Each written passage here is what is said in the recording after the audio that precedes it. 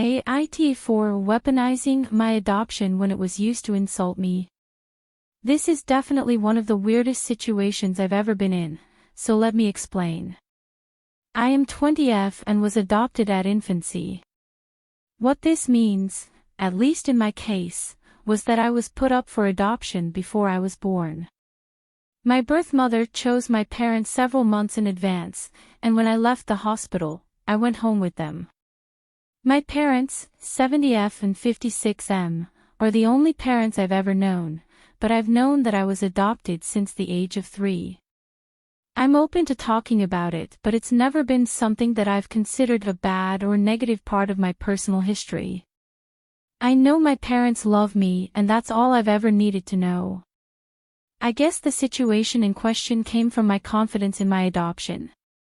I don't really know what else to call it.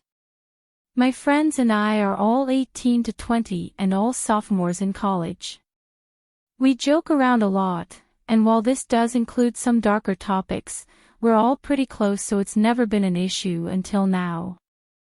A few nights ago, we were joking about our parents and our respective family vacations at dinner, and I said something like, I was kinda surprised how long it took for my dad to notice our suitcases.